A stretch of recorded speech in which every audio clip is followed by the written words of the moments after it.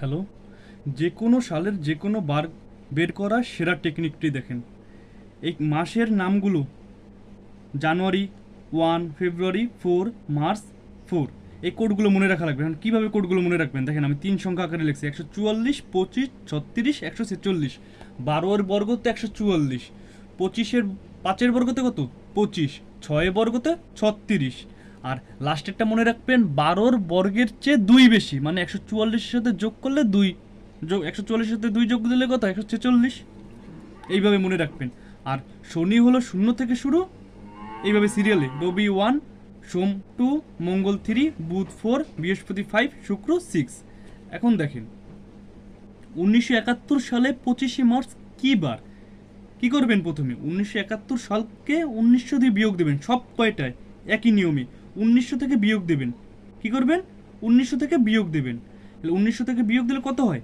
71 হয়। এই 71 আবার 4 দিয়ে ভাগ দিবেন লিপ ইয়ার বের করার জন্য। তাহলে 7-এর ভেতরে একবার যায়, অবশিষ্ট থাকে 3, 1 নামলো, 4 7 28। অবশিষ্ট কত?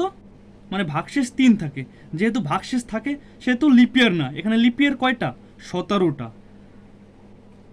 এখন এখানে 71 লিখবেন, তারপরে 17 লিপ ইয়ার 17টা, এই 17টা লিখবেন সংখ্যা।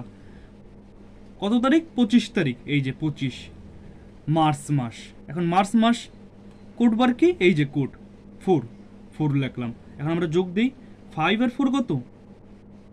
মানে 5 আর 4 9, 9 আর 7 16, 16 আর 1 17, 17 7, হাতে থাকে 1, 2 আর 1 3, 3 1 4, 4 আর 7 11, 117। এখন এক সপ্তাহে তো 7 দিন জানেন এটা। এখন 117কে আমরা 7 দিয়ে ভাগ করে, 117কে লাস্টে 7 দিয়ে ভাগ দিতে হবে। তাহলে 117কে 7 দিয়ে ভাগ দিই। 7 11-এর ভেতরে একবার যায়, অবশিষ্ট থাকে 4 আর 7 নামলো।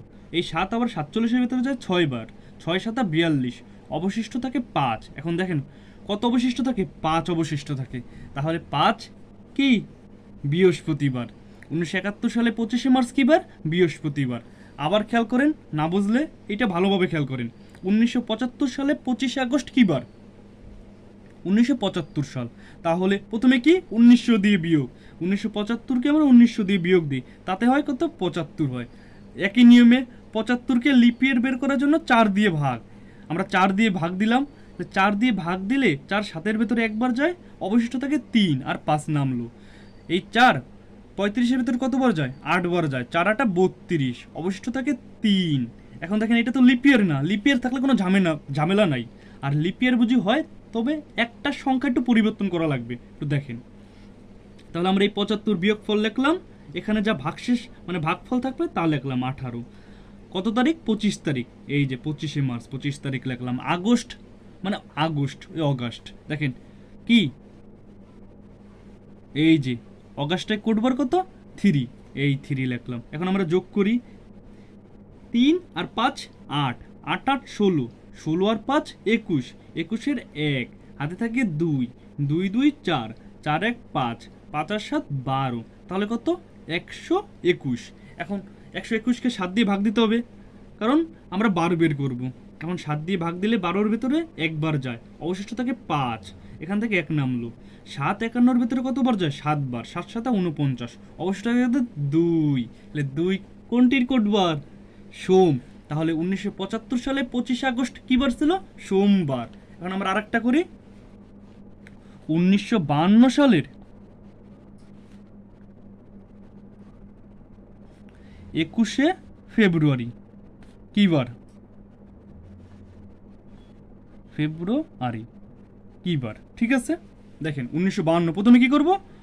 1900 দিয়ে বিয়োগ, আমরা দিলাম 1900 দিয়ে বিয়োগ, সাথে 52 নামে। এখন 52-কে কত দিয়ে ভাগ? 4 দিয়ে, 4 দিয়ে ভাগ দেই। এখন 52-এর ভিতরে কতবার যায়?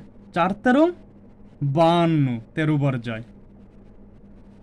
ভাগশেষ কি থাকে না, তাহলে এই বছর লিপ ইয়ার। দেখেন এখন কি করবেন? আমরা 52 লিখলাম। এখন আমরা 13 কি লিখবো? না, 13 লিখবো না, কারণ লিপ ইয়ার বুঝি হয়।